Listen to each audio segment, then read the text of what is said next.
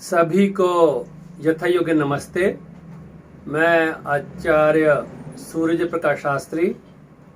विषय व्याकरण हिंदी संस्कृत। प्रसंग है समास प्रकरण। समास प्रकरण का ये ग भाग है। वैसे तो क्रम अनुसार ये भाग 50वां चल रहा है। उसका का भी भाग और खा भाग हो गया है। अब गा भाग। गा भाग के अंतर्गत आता है, पहला है द्वंद्व समास। तो द्वंद्व समास किसे कहते हैं? इसमें परिभाषा बताई गई है कि जिस समास में दोनों पद प्रधान होते हैं और बीच में योजक चिन्ह, योजक मतलब माइनस का जो चिन्ह जो है वो लगा होता है, उसे द्वंद्व समास कहते हैं। तो यहाँ योजक का चिन्ह लगाया हुआ है, जिसे माइनस का चिन्ह कहते हैं, इसे योजक चिन्ह कहते हैं। इसका अर्थ होता है और। अब हम उदाहरण लिखते हैं, क्योंकि मैंने पहले बताया था कि जब समास बन जाता है तब वो जो शब्द है वो समस्त पद कहलाता है, और जब उसके खंड खंड किए जाते हैं तो वो संस्कृत में विग्रह कहलाता है और फिर हिंदी विग्रह होता है। तो पहले जो है नंबर 1 उदाहरण, राम लक्ष्मणौ। संस्कृत विग्रह बना कि रामश्च लक्ष्मणश्च। हिंदी में विग्रह हुआ कि राम और लक्ष्मण।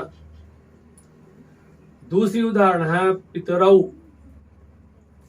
संस्कृत में विग्रह बना कि माता च पिता च। हिंदी विग्रह बना माता और पिता। इसी प्रकार से तीसरी उदाहरण है भीमार्जुनौ। तो संस्कृत विग्रह हुआ भीमः च अर्जुनः च। तो हिंदी विग्रह में हुआ भीम और अर्जुन। इसी प्रकार से चौथी उदाहरण है सीतारामौ। तो ये समस्त पद में है। संस्कृत विग्रह हुआ सीता च रामः च। हिंदी विग्रह हुआ सीता और राम। पांचवी उदाहरण है धर्मार्थौ। ये समस्त पद है। अब संस्कृत विग्रह है धर्मः च अर्थः च। हिंदी विग्रह बना धर्म और अर्थ। छठी उदाहरण है ब्राह्मणौ। संस्कृत विग्रह है ब्राह्मणी च ब्राह्मण च। हिंदी विग्रह हुआ ब्राह्मणी और ब्राह्मण। इस प्रकार से यह द्वंद्व समास के उदाहरण प्रस्तुत किए गए। अब गा भाग में ही आगे आता है बहुव्रीहि समास। बहुव्रीहि समास किसे कहते हैं? परिभाषा में है जिस समास में पूर्व तथा उत्तर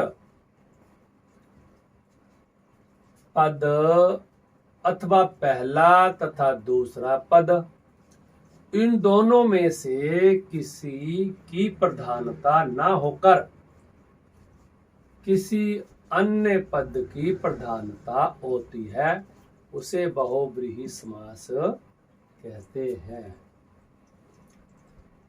देखिए, क्योंकि यहां कहा गया है कि पूर्व और उत्तर, जैसे चक्र पाणी, तो ये जो चक्र है ये पूर्व है और पाणी ये उत्तर पद है।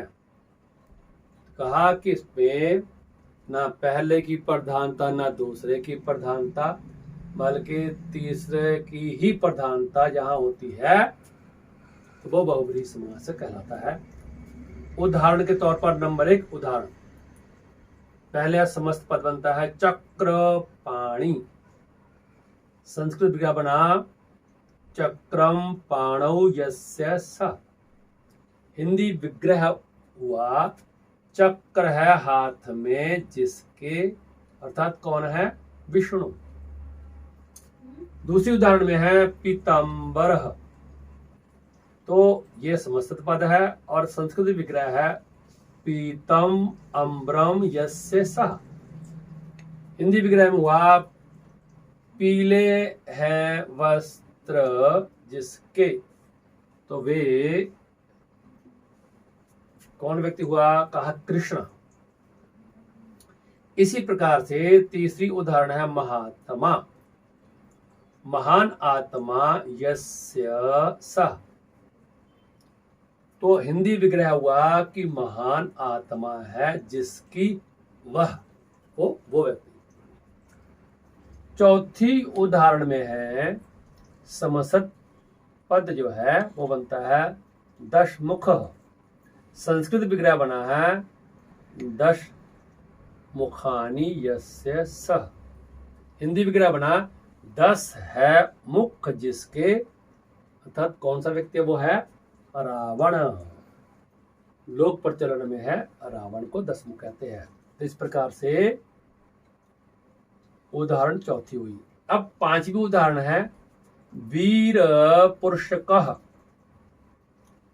संस्कृत में विग्रह हुआ कि वीराः पुरुषाः यस्मिन् सा। हिंदी विग्रह हुआ कि वीर पुरुष है जिसमें वह ग्राम। छठी उदाहरण में है मंदमती, तो मदामती यस्य सा। हिंदी विग्रह बना है मद है मति जिसकी वह।